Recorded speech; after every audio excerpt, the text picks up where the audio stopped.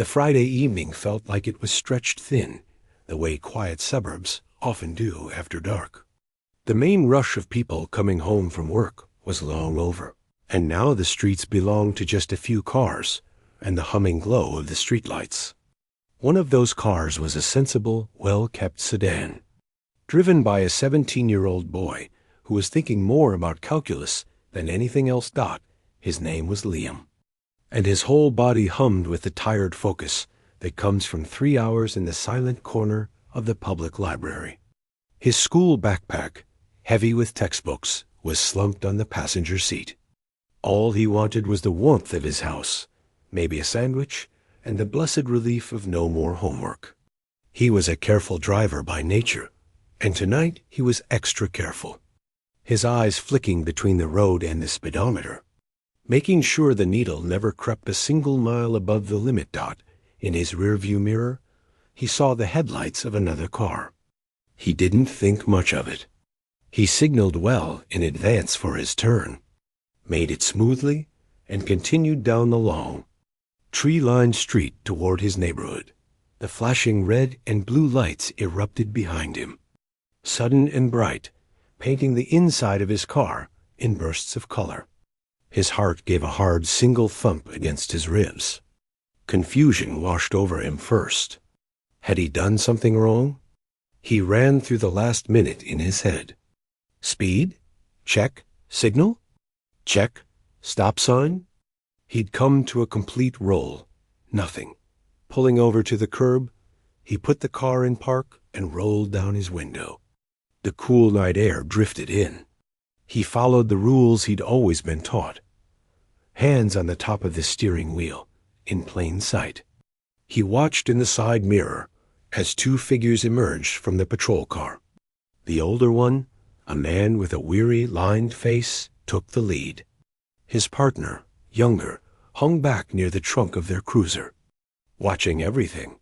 The beam of a powerful flashlight hit Liam in the eyes, then swept over the interior of the car, pausing on the backpack before coming back to his face.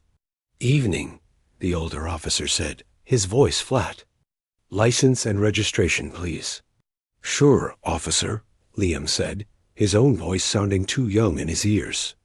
He moved slowly, deliberately, first to his wallet for his license, then to the glove compartment for the registration. The paper rustled as he handed both over. The officer took them, his eyes scanning Liam, then the documents. "You know why I stopped you?" "No, sir, I don't," Liam said, honestly.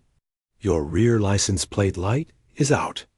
Makes it hard to see your plate at night." Liam felt a slight, foolish wave of relief. It was just a light. A simple thing. "Oh, I'm sorry, I didn't know. My mom uses this car mostly. I can tell her." The officer didn't seem to hear the apology. He was studying Liam's face. "Where you headed from tonight?" "The library. The main branch downtown. I had a study session." "Pretty late for studying," the officer remarked, his tone suggesting it was anything but a simple observation. "It was for a calculus final." "I lost track of time," Liam explained, trying to keep any hint of defensiveness out of his voice. The officer handed back the license, but held on to the registration. He looked from Liam to the quiet, dark houses around them. "Step out of the car for me, son."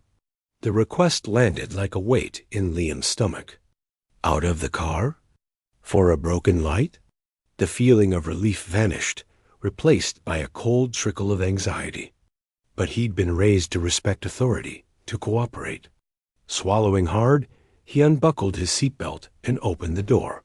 Stepping out onto the pavement, the younger officer moved closer now, his posture stiff. The older one, whose nameplate read Granger, stood between Liam and his open car door. "Anything in the vehicle we should know about?" Officer Granger asked. "Anything illegal? Alcohol, drugs, weapons?" "No, sir." "Nothing like that," Liam said quickly. "Just my school stuff. Mind if we take a look? Just to be sure?" This was the moment. Liam remembered the conversations at his dinner table, his mother's clear, firm voice explaining how things should work. He took a small breath. I don't consent to a search, officer." The air changed. Officer Granger's eyes narrowed slightly. The younger officer, Perez, shifted his weight. Liam's polite refusal seemed to hang in the space between them, not as a right exercised, but as a challenge issued. Officer Granger's mouth tightened. "You refusing to cooperate?" "I'm not refusing anything, sir. I answered your questions. The car is my mother's, and I don't feel comfortable giving permission to search it. Is that okay?" Granger let out a short breath that wasn't quite a laugh. "It's your right, son. But you need to understand, when people have nothing to hide, they usually don't mind showing us. Makes us wonder, you see." Liam just stood there, the cold from the pavement seeping through his shoes. He felt incredibly alone under the white glare of the headlights, with two uniformed officers looking at him like he was a puzzle they needed to solve, and the only solution they could see was a guilty one. Liam stood on the curb, the rough concrete solid and unyielding under his feet. It felt like the only real thing in a world that had suddenly tilted sideways. The blue and red flashes from the police car painted the quiet street in a slow, silent rhythm, making everything look strange and unreal. He could feel the eyes of the younger officer, Perez, on him, a steady, heavy pressure. The man's hand wasn't on his gun, but it rested very close to it. A detail Liam couldn't stop noticing. Officer Granger took a slow step back, putting a little more space between himself and Liam. His face was hard to read in the flickering light, but his voice was all business. "All right," he said. "You've exercised your right. That's fine. But here's what's going to happen now. Your behavior, your nervousness, refusing a simple request, it gives me what we call reasonable suspicion. So I'm going to call for a K9 unit. The dog will walk around the outside of your vehicle. If the dog alerts, that gives us probable cause to search. You understand?" Liam's mind was racing. Nervousness? He was nervous, but only because he was a teenager alone on a dark street with two police officers who seemed to be turning a broken light into a federal case. He wanted to say that, to explain, but the words felt thick and useless in his throat. He just nodded, a short, stiff movement of his head. Granger turned and walked back to his patrol car, leaning in through the driver's window to pick up his radio microphone. Liam could hear the crackle of static, then Granger's low voice, but not the words. It felt like a verdict was being spoken somewhere he couldn't reach. Officer Perez stayed where he was, about 10 feet away. He cleared his throat. "You know, kid, this would all go a lot easier if you just let us take a quick peek. It's just a car. If there's nothing in there, you prove your point, and you're on your way home in 5 minutes. You're making a big deal out of nothing." It was the kid that did it. It wasn't friendly. It was dismissive, like Liam was a toddler having a tantrum over a toy. He felt a flush of something hot in his chest, not just fear anymore, but a spark of anger. This wasn't about a light. This was about him saying no, and then not liking it. "I'm not making a deal," Liam said, his voice sounding stronger than he felt. "I just don't think you should search my mom's car without a good reason. A broken light isn't a good reason." He was repeating things he'd heard at home, but they felt true. Perez just shook his head, like Liam was a lost cause. Over at the cruiser, Granger finished his call. He came back, his posture even more official. "Supervisor and a K9 are on the way. It'll be about 15 minutes. You just stay right there where we can see you." 15 minutes. It might as well have been 15 hours. The thought of standing here under watch for that long, with a police dog coming to sniff his mother's perfectly clean sedan, made a wave of humiliation wash over him. What if a neighbor looked out? What if someone he knew drove by? He felt like he'd done something shameful, even though in his head he knew he hadn't. The helplessness was the worst part. He was trapped in a script he hadn't written. He was following their rules, standing where they told him to stand, waiting for what they decided would happen next. The cool, logical part of his mind, the part that aced tests, was screaming that this was illogical, a waste of time and resources. But the rest of him was just a 17-year-old who wanted to go home. Then he remembered. His phone. It was still in his pocket. He looked at Granger. "Am I allowed to make a phone call?" he asked, trying to keep any challenge out of his voice. Granger looked at him for a long moment, then gave a slow shrug. "Sure, go ahead. You can call whoever you want." It wasn't permission offered kindly. It was more like he was giving Liam enough rope to see what he'd do with it. Liam carefully reached into his jeans pocket, pulling out his cell phone. His fingers felt clumsy. The brightness of the screen in the dark night felt like a beacon. He scrolled past his friends' names. This wasn't for them. He found the contact he needed, the one labeled simply Mom. He pressed the call button and held the phone to his ear, turning his shoulder slightly away from the officers. A feeble attempt at privacy. It rang once, twice. Each tone was a hammer in his chest. Then her voice. It was calm, but alert. She never answered with just, "Hello, Liam? Everything okay?"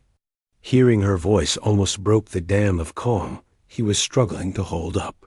He had to swallow hard before he could speak. He kept his voice low, trying to sound steady. "Mom, I'm pulled over. On Elm Street, near the big oak tree. They stopped me for a light being out. But now they won't let me go. They want to search your car." I said no. There was the briefest silence on the other end. Not a shocked silence, but a thinking one. He could almost see her face, the way her eyes would focus, all her attention narrowing to a single point. "Are you hurt?" she asked, her voice still even. "No. Are you in the car?" "They made me get out. I'm standing on the curb." "Okay, listen to me. Do not consent to anything. Do not answer any more questions. Just be quiet and polite. Do you understand?" "Yeah, I am 5 minutes away." "Just wait." The call ended. Liam lowered the phone, his hand trembling just a little. He slipped it back into his pocket.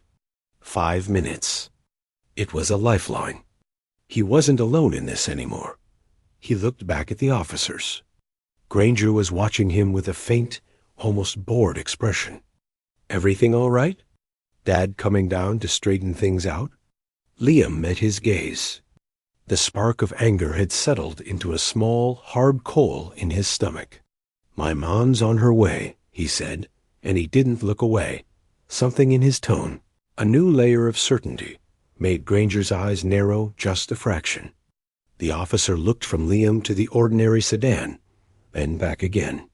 For the first time, a tiny flicker of doubt seemed to cross his weathered face, as if he was just now considering that this script might have a page he hadn't read. The waiting continued, but the air felt different now. The balance on that dark, quiet street had shifted, just a hair. The 5 minutes felt longer than the whole evening before. Liam stood on the curb, trying to hold on to the steadiness he'd heard in his mother's voice. Officer Perez had moved to lean against the side of the police cruiser, his arms crossed. Officer Granger stayed near the front of Liam's car, his radio occasionally crackling with static from the dispatcher. The red and blue lights kept spinning, throwing their silent, frantic party over the peaceful street. A few cars passed. Liam kept his head down, not wanting to see if anyone was looking, not wanting to recognize a face from school. He felt exposed, like a bug under a microscope. Every few seconds, he'd glance down the road, looking for headlights that might be her. The wait was a physical ache. Granger broke the silence. "Your mom know you're out this late?" he asked, his tone conversational, but with an edge underneath. She knew I was at the library, Liam answered, sticking to the simple facts. He remembered her instruction. Do not answer any more questions. He fell quiet again, looking at his shoes. Most kids your age are out, causing trouble on a Friday night. Perez chimed in from his spot by the car. Not studying calculus. He said it like it was suspicious, like being responsible was a clever disguise. Liam didn't answer. He just waited. He focused on the sound of the night, a distant dog barking, the rustle of leaves in a gentle breeze. He concentrated on not fidgeting, on keeping his breathing even. Then, new headlights appeared at the far end of the long street. They weren't the high, boxy lights of another police SUV. These were lower, sharper. They moved quickly and purposefully, not speeding, but with a definite sense of direction. Liam's heart leapt into his throat. The car, a dark sedan, didn't have flashing lights on its roof. It didn't swerve or hurry. It just drove straight toward the scene, slowing as it approached. It pulled in smoothly behind the police cruiser, its headlights illuminating the back of Granger's vehicle before they clicked off. For a moment, nothing happened. The driver's door remained closed. The officers exchanged a glance. This wasn't the supervisor or the K-9 unit. This was something else. Then the door opened. His mother stepped out. She wasn't in pajamas or a sweatshirt. She was in dark trousers and a simple, crisp jacket, clothes she might have worn to the office. Her hair was neat. She closed the car door with a solid thunk that sounded very loud in the quiet. She didn't run. She didn't shout.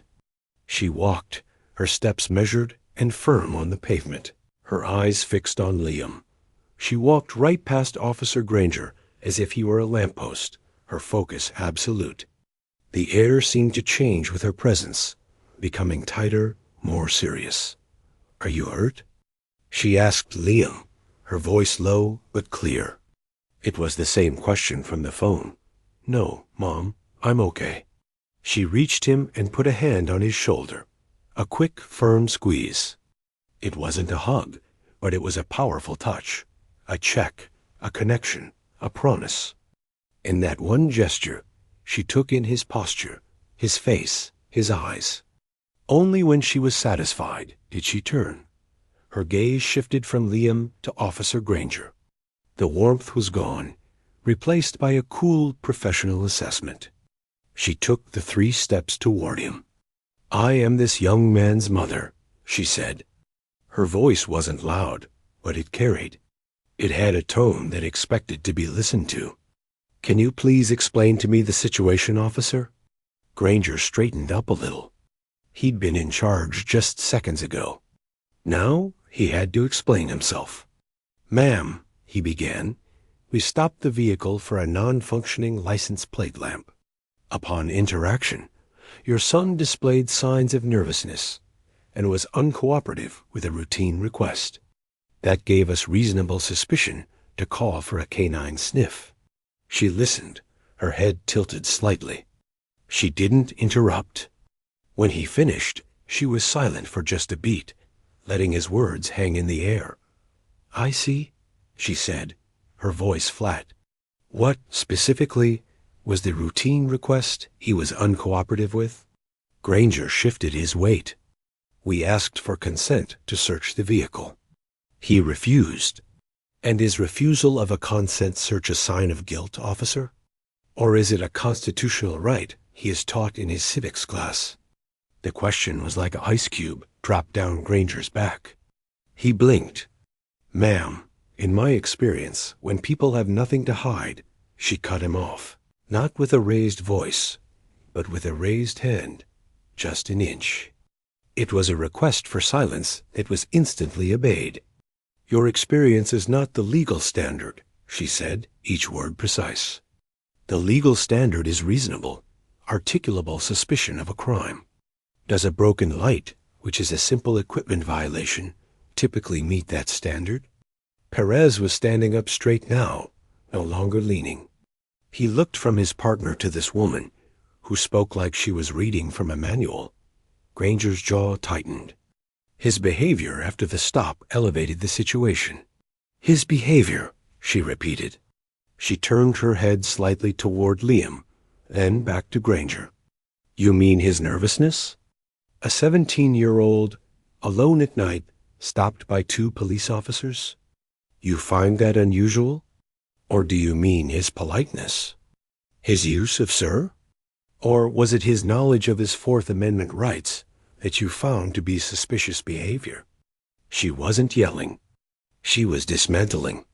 Brick by brick, she was taking apart the wall of his reasoning. Liam watched, his own fear melting away, replaced by a kind of awe. This wasn't his mom making a fuss. This was a professional doing her job. Granger had no good answer. His face was growing red under the flashing lights. Who are you, ma'am? He asked, his voice a mix of defensiveness and dawning worry. This was the moment. She didn't smile. She didn't gloat. She reached into the inside pocket of her jacket and pulled out a slim black leather wallet. She opened it with one practiced motion and held it out, steady as a rock, right at Granger's eye level. Inside, glinting under the streetlight, was a silver badge. Next to it was her photo ID. The words were clear. Federal Bureau of Investigation. Granger's eyes locked onto it. His face went from red to pale. He leaned in slightly, as if he didn't trust his own eyes. He read the name. He read the agency. For a full 3 seconds, he just stared, his mouth slightly open. All the authority, all the weariness, all the suspicion drained out of him, replaced by pure, cold shock. Perez took a step closer, trying to see. When he saw it, his breath let out in a quiet. Oh, he took a step back again, his hands coming up to rest on his duty belt, not in a threat, but as if he needed to hold on to something. The street was silent, except for the idle rumble of the police cruiser's engine. The flashing lights seemed silly now, like a joke nobody was laughing at. In that silence, the balance of everything, the stop, the fear, the waiting, tipped completely, and it was never going to tip back. The silence that followed was thick enough to feel. The flashing lights, which just moments ago had felt so urgent and important, now seemed silly and out of place, like a child's toy abandoned on the pavement. The only real sound was the low grumble of the police cruiser's engine. Officer. Granger stared at the badge and the ID held firmly in the woman's hand. He didn't just look at it. He seemed to absorb it, his eyes reading and rereading the information. His face, which had been stern and in control, went slack. The hard lines around his mouth softened into something else. Not fear, exactly, but the deep, gut-sinking dread of a man who has just realized he has made a very large, very professional mistake. The woman, the FBI agent, Liam's mother, didn't move. She held the credentials steady, giving him all the time he needed to understand exactly who he was dealing with. After what felt like a full minute, she slowly closed the wallet and returned it to her inside pocket. The movement was smooth and final. She spoke first, her voice still that same calm, clear instrument, but it now carried the full weight of her authority. My identification. As you can see, I am a federal agent. Now, let's revisit this. You have detained a minor, my son, for a minor equipment violation. You then attempted to coerce a warrantless search of a private vehicle after consent was explicitly denied. You based your reasonable suspicion on his lawful exercise of a constitutional right and on the entirely predictable nervousness of a teenager in a high-stress interaction. Is that an accurate summary, officer? Granger opened his mouth, but no sound came out. He cleared his throat. Ma'am, Agent I. We were just following procedure. The refusal, the way he acted. It raised flags? What flags? She asked, tilting her head. Cite the specific behavior, aside from the refusal, that indicated criminal activity. not attitude, not tone. Observable facts. Granger glanced at Perez, who was now staring intently at his own boots. He had no answer. There was no answer. The foundation of the entire stop had crumbled to dust, and he was standing in the rubble dot just then. A new set of headlights approached, followed by the shape of another, larger police SUV. It pulled up behind the agent's sedan. A man in a sergeant's stripes got out, followed by an officer with a German shepherd on a leash. The K-9 unit had arrived. The sergeant took in the scene with a quick, practiced eye, his two officers standing stiffly, a teenager on the curb, and a well-dressed woman standing between them with an expression of cool, composed authority. He walked over, his focus on Granger. "Everything under control here?" "We got the call for the K-9. Before Granger could muster a reply, Liam's mother turned to face the new arrival. "Sergeant," she said, acknowledging him, "your officers were just concluding their interaction with my son. The K-9 will not be necessary." The sergeant looked from her to Granger, confused. "And you are?" She introduced herself again, not with the badge this time, but with her name and the fact that she was an FBI agent. She repeated her concise summary of the events. As she spoke, the sergeant's face underwent its own transformation. The casual authority he'd arrived with melted away, replaced by a careful, wary attention. He shot a look at Granger that was pure fire. When she finished, the sergeant nodded slowly. "I see." He turned to Granger, his voice low and tight. "You called for a dog on a traffic stop for a lamp?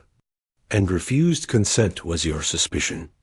Granger, what were you thinking?" Granger had found his voice, but it was weak, defensive. "Sarge, the kid was being shifty. It didn't feel right." "Feel right?" The agent interjected, her voice cutting through the night. She was no longer just talking to Granger. She was addressing the sergeant, making it a professional discussion between two people in charge. Law enforcement does not operate on feelings. It operates on facts and law. The fact is, you were minutes away from having a dog perform an open-air sniff on a vehicle belonging to a federal agent's family, based on a hunch that would never hold up under review. Do you understand the gravity of that? She wasn't shouting. She was worse. She was stating the plain, embarrassing truth, and it hung in the air, humiliating and inescapable. The sergeant ran a hand over his face. "Agent, please accept my apologies. This should never have escalated. This is not how we conduct ourselves." He turned to Liam, who was watching, his heart pounding for a whole new set of reasons. "Son, you're free to go. No citation. We're done here." Liam looked at his mother. She gave him a single, small nod. It was over, but she wasn't quite finished. She looked back at the sergeant. "I will need the officers' names and badge numbers for my report, as a matter of procedure." She said it the same way Granger had said procedure earlier, but the word now sounded completely different. "Of course," the sergeant said, his voice grim. He was already picturing the mountain of paperwork, the internal affairs notification, the mandatory retraining. Granger looked utterly defeated. Perez just seemed like he wanted the pavement to swallow him whole. The agent turned back to Liam. "Go wait in my car, please." "I'll be right there." Liam didn't need to be told twice. He walked past the officers, past the confused dog handler, and opened the passenger door of his mother's dark sedan. He slid inside, closing the door on the world of flashing lights. The interior was quiet, smelled faintly of her coffee. He watched through the window as his mother spoke a few more, low words to the sergeant, her posture straight and unyielding. Outside, the sergeant was nodding. The two patrol officers were not looking at anyone. The circus was over, and the clowns had been left to clean up the mess. After a final handshake that looked more like a formality than anything friendly, his mother turned and walked back to the car. She got in, started the engine, and pulled smoothly away from the curb, leaving the small, shameful gathering behind them in the dark. They drove in silence for a full block. Liam just stared out the window, his mind a whirlwind of fading fear and rising, confused emotion. He could feel her glancing at him, checking on him without words. Finally, she spoke, her voice different now. The steel was gone, replaced by a warmth that was just for him. "Are you sure you're okay?" she asked Dot, and with that simple question, Liam felt the last of the tension break. He was safe. He was in the car with his mom. The ordeal was over. What came next, for everyone else, was not his problem. The dark sedan moved away from the flashing lights, turning a corner and leaving the scene behind. Inside the car, the world was suddenly profoundly quiet. The only sounds were the soft hum of the engine and a faint whisper of air from the vents. Liam sat in the passenger seat, his body still thrumming with leftover adrenaline. He stared out the window at the familiar houses passing by, but he wasn't really seeing them. His mind was replaying the last hour on a frantic, dizzying loop.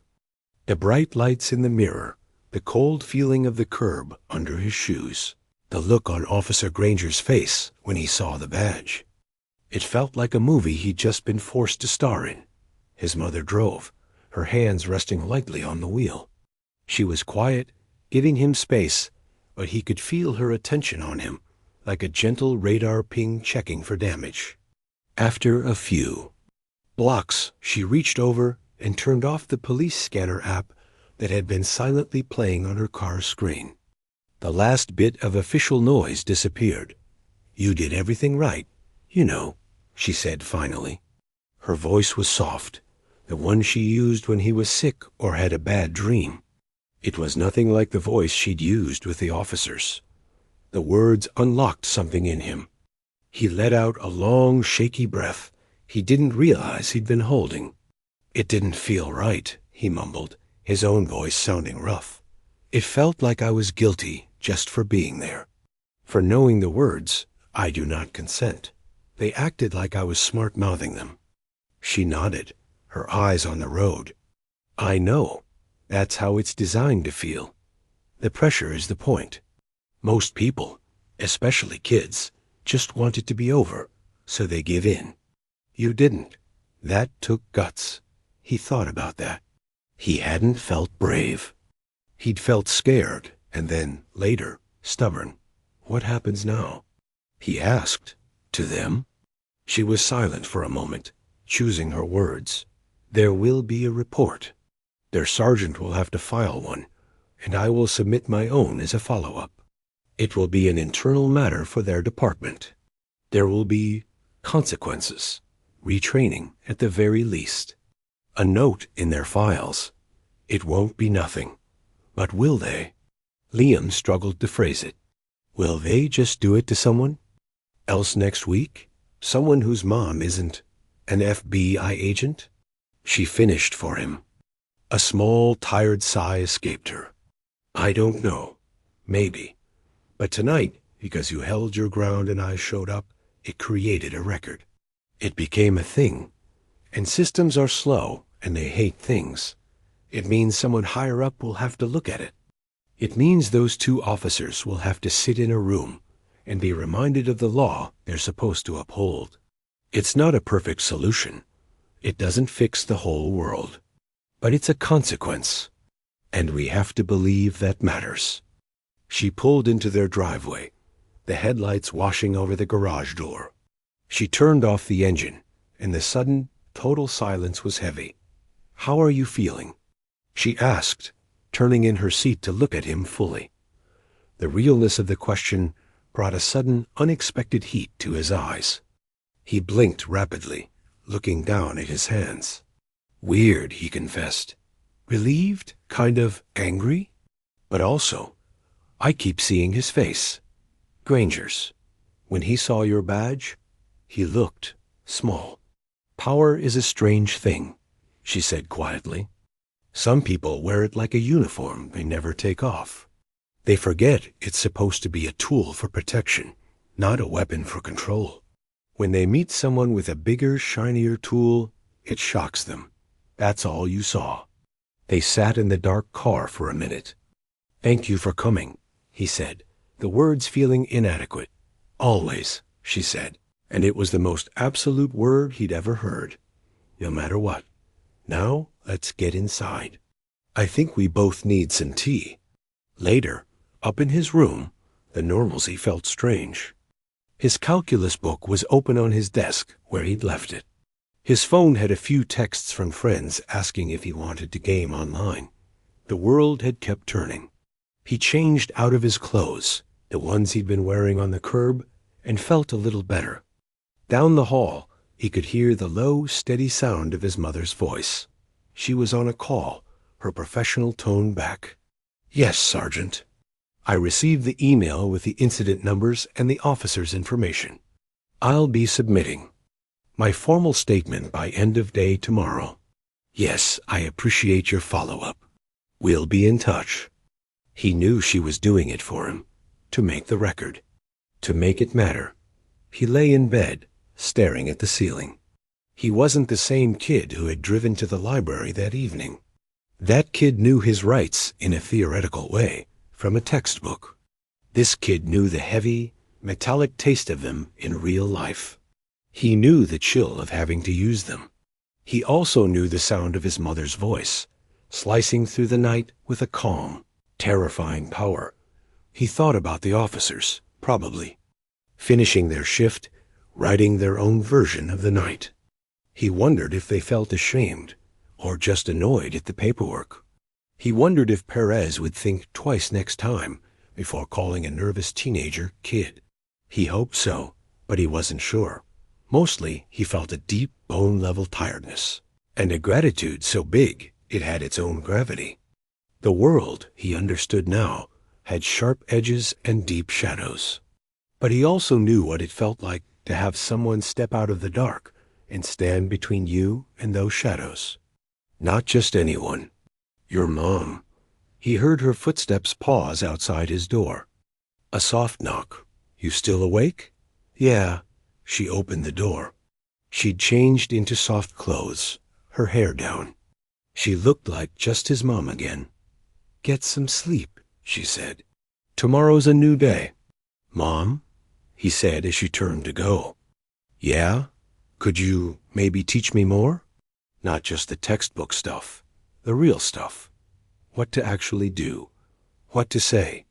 She smiled, a small, proud thing in the dim light from the hall. "Of course. We'll start this weekend. Consider it a new kind of homework." She closed the door gently. Liam rolled onto his side, the events of the night finally beginning to settle into memory instead of a live wire in his chest. It was over. He was home. And he had learned the most important lesson of all. Knowing your rights is one thing. Having someone who will fiercely, professionally, and without a second thought back you up when you use them, that's everything.